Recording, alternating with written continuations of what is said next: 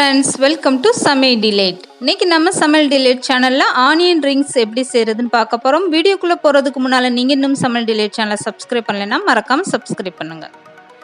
First onion ரிங்ஸுக்காக நல்லா பெரிய ஆனியனை எடுத்துக்கோங்க. இந்த தோலை நீக்கிட்டு ரவுண்டாக கட் பண்ணி வச்சுக்கோங்க. இப்போ நான் கட் பண்ணிவிட்டு எடுத்து காட்டுறேன் பாருங்கள் எந்த அளவுக்கு லேஸாக இருக்குன்னு.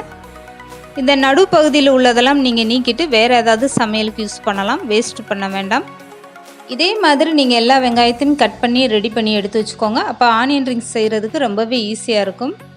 இந்த ஆனியன் ரிங்ஸ் நீங்கள் ரொம்பவே ஈஸியாக செஞ்சிடலாம். அதிக பொருட்களே தேவைப்படாது. 2 பெரிய வெங்காயம் இருந்தால் போதும், ரொம்பவே ஈஸியாக நீங்கள் பண்ணிடலாம். இப்போ பாருங்கள், இந்த ஆனியன் எல்லாமே இந்த மாதிரி நீங்கள் கட் பண்ணி ரெடி பண்ணி எடுத்து வச்சுக்கோங்க. இதுக்கப்புறமா ஒரு பவுலில் 1/2 கப் அளவுக்கு மைதா மாவு சேர்த்துக்கோங்க. இது கூடவே 1/4 கப் அளவுக்கு கார்ன்ஃப்ளவர் சேர்த்துக்கோங்க. இந்த கார்ன்ஃப்ளவர் மாவு சேர்க்கறதுனால நல்லா கிறிஸ்பியாக வரும். இப்போ ஒரு ஸ்பூன் வச்சு நல்லாவே மிக்ஸ் பண்ணி விட்டுருங்க. இதுக்கப்புறமா கட் பண்ணி வச்சுருக்க ஒவ்வொரு ஆனியன் ரிங்ஸையும் இந்த மாவில் போட்டு நல்லா இந்த மாதிரி பரட்டி எடுத்துக்கோங்க. ஆனியனில் உள்ள ஈரமெல்லாம் இந்த மாவில் நல்லா ஒட்டிக்கிறோம். இந்த ஸ்டெப்பு கண்டிப்பாக நீங்கள் பண்ணணும். அப்போ தான் நல்லா கிறிஸ்பியாக வரும். எல்லா ஆனியனுமே நீங்கள் இந்த மாதிரி ஃபஸ்ட்டு மாவில் பரட்டி எடுத்து வச்சுக்கோங்க. இதுக்கப்புறமா காரத்துக்காக அதே மாவில் 1/2 ஸ்பூன் அளவுக்கு தனி மிளகாய்த்தூள், 1/2 ஸ்பூன் அளவுக்கு மிளகுத்தூள், கொஞ்சமாக ஜீரகத்தூள் சேர்த்துக்கோங்க. இது கூடவே தேவையான அளவு உப்பு சேர்த்துட்டு 1/2 ஸ்பூன் அளவுக்கு இஞ்சி பூண்டு பேஸ்ட்டு சேர்த்துக்கோங்க.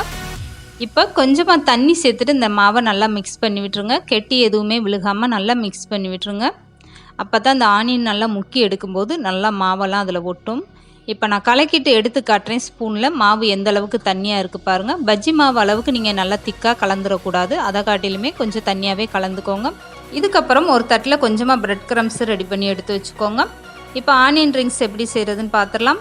இப்போ ஒவ்வொரு ஆனியன் ரிங்ஸாக எடுத்துகிட்டு கலந்து வச்சுருக்க இந்த மாவில் நல்லா முக்கி எடுத்துக்கோங்க. இந்த மாவு அந்த ஆனியனில் ஒட்டணும்.